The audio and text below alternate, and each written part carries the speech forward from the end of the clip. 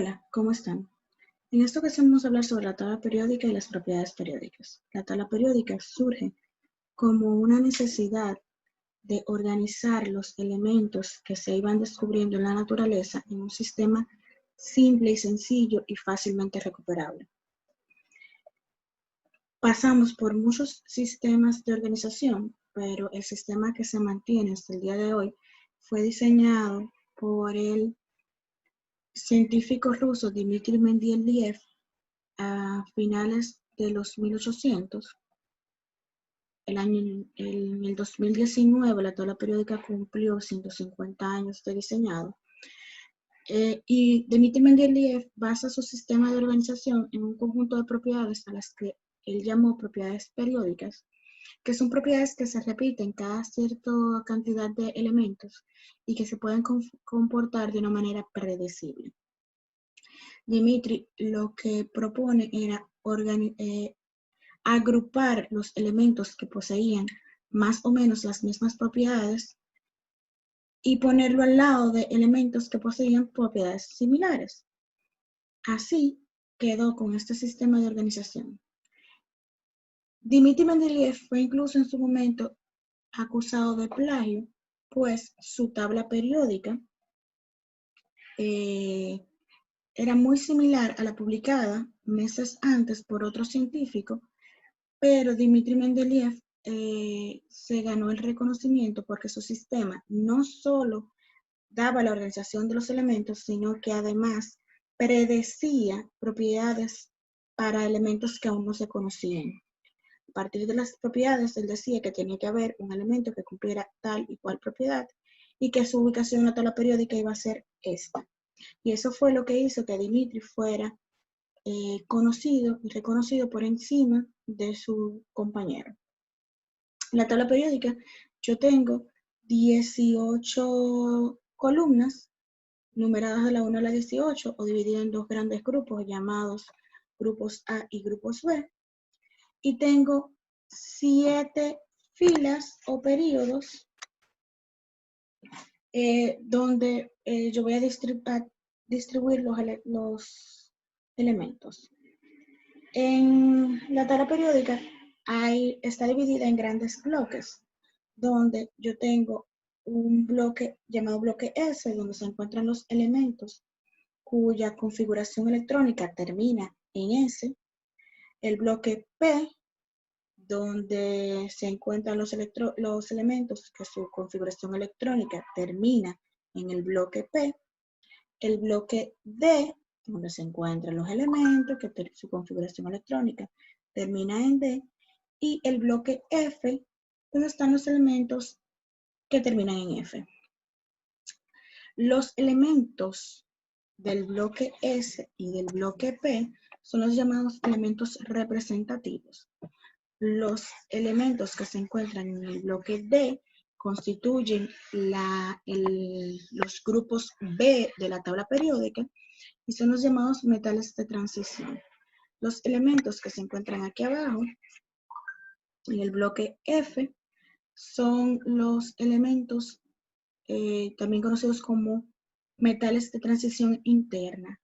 Cabe destacar que los elementos del grupo F, del bloque F, no pertenecen ni a los grupos B ni a los grupos A, sino que son una clasificación aparte.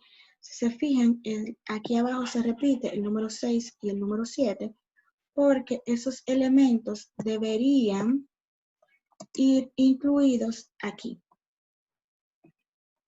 desplazándose toda la tabla periódica hacia la derecha, introduciendo esas 14 filas aquí abajo. Por un asunto de estética, esas dos filas, como solo eran dos, se pusieron de debajo, pero esto no es ni bloque, ni grupos A ni grupos B.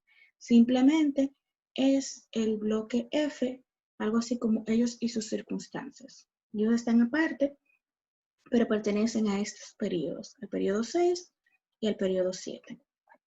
Entonces, los elementos que se encuentran en el grupo 1 son llamados metales alcalinos. Los elementos que se encuentran en el grupo 2 son llamados metales alcalinoterrios. Los elementos que se encuentran en la columna número 13, grupo 3A, son llamados metales del grupo, son elementos del grupo del boro y el aluminio. Boro y aluminio.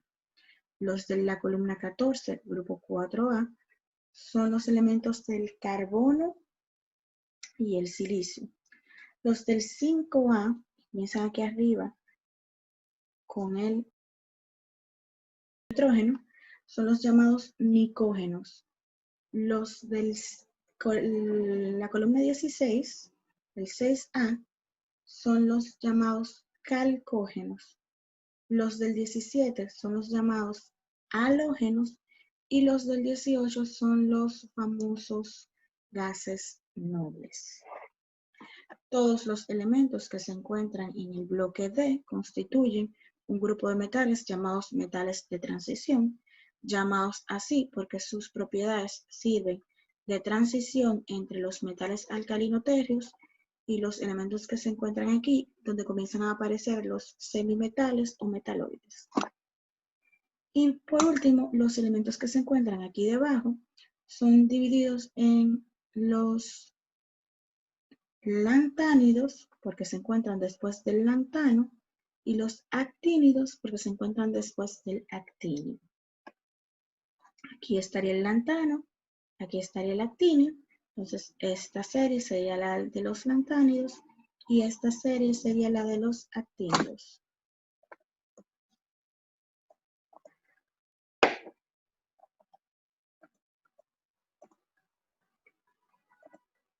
Aquí un resumen de todos esos nombres que se les mencionaron.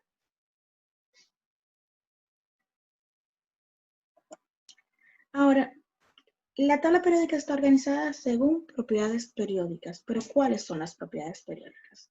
Propiedades periódicas son propiedades que se comportan de una manera predecible a lo largo de los grupos y los periodos. Tienen una variación predeterminada. Vamos a ver algunas de las propiedades periódicas más importantes. Y la primera es el carácter metálico.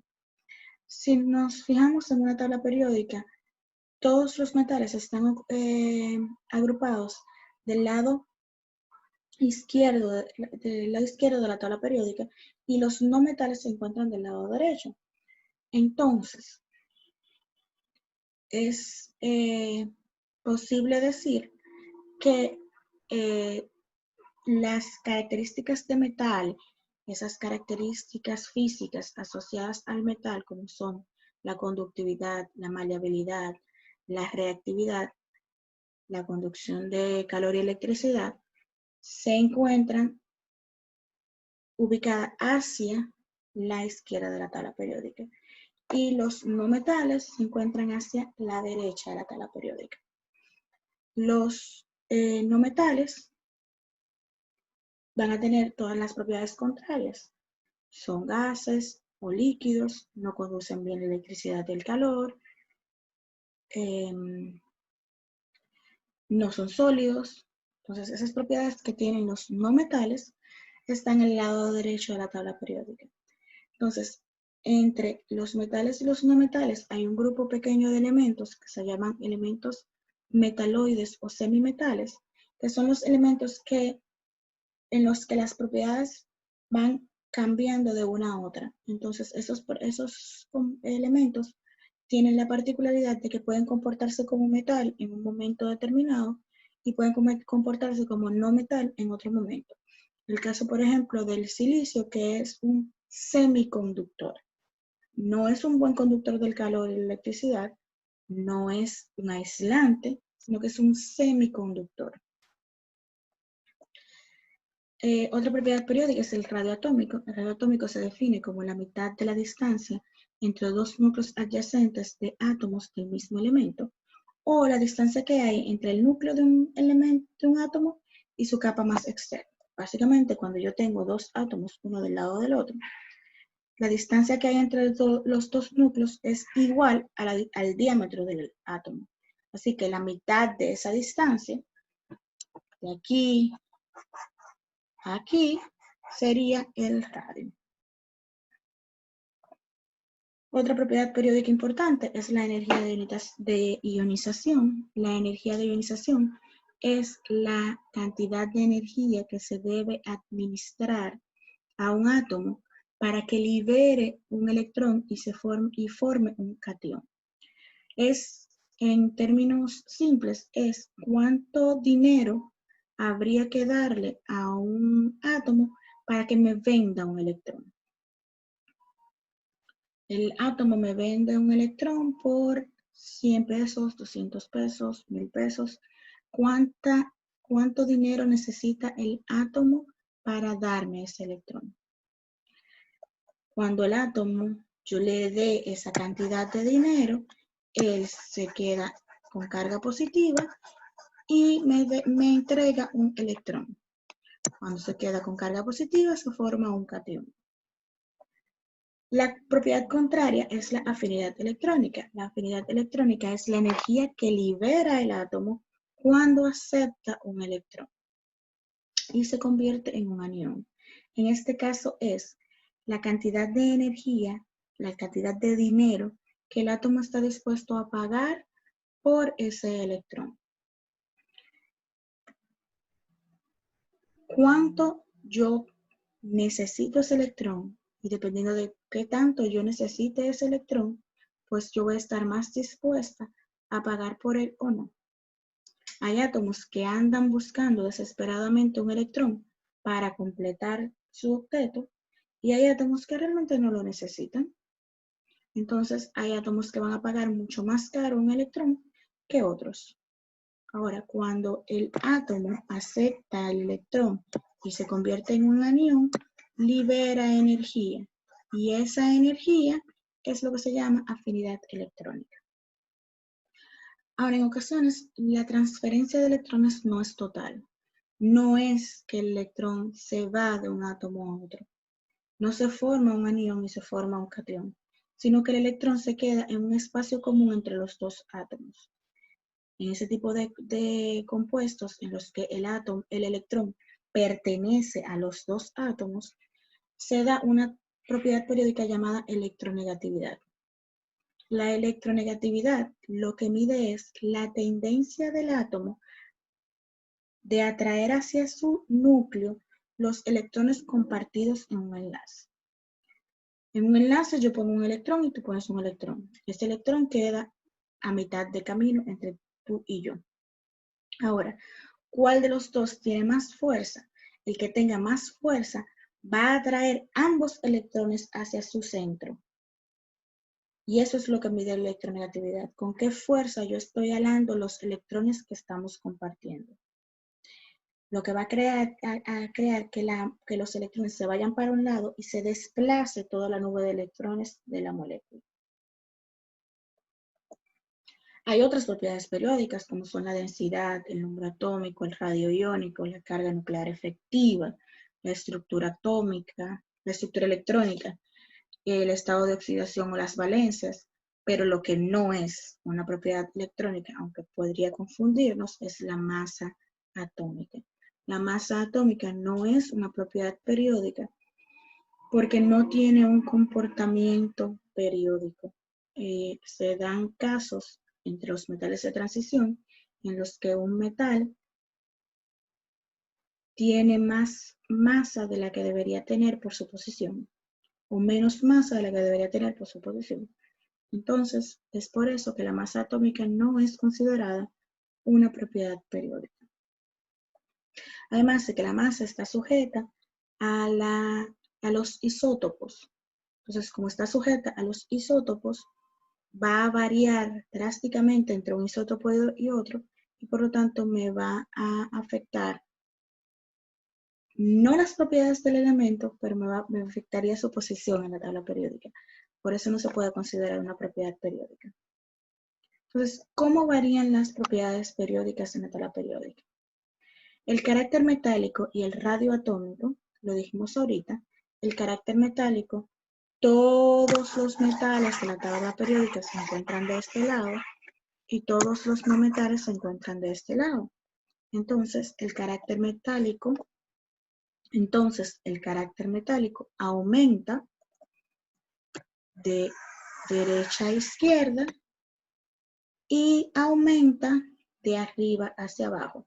¿Por qué de arriba hacia abajo? Porque si yo cojo, por ejemplo, este grupo de aquí, el grupo número 15, comienzo con no metales, paso por metaloides y termino con metales. Entonces, mientras más abajo, más metálico. Y mientras más a la izquierda, más metálico. Así que estos serían los metales ideales.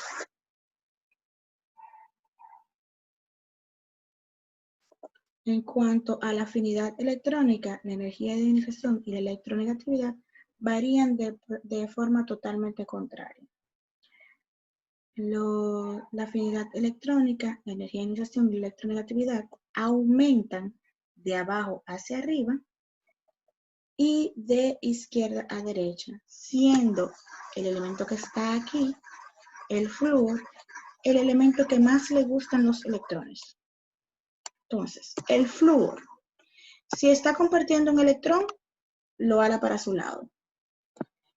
Si puede llevarse un electrón, paga lo que sea por ese electrón. Y bajo ningún concepto quiere vender su electrón, así que necesitaría muchísima energía para soltar un electrón.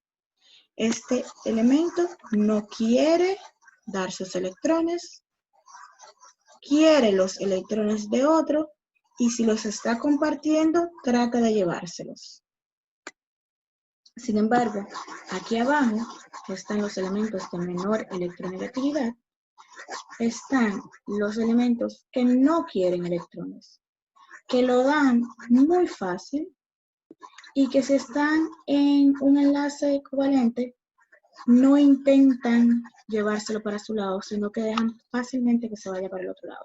Son los desinteresados de los electrones. Amantes de los electrones, desinteresados en los electrones. Gracias por vernos, esperamos que les ayude y puedan ver los siguientes videos.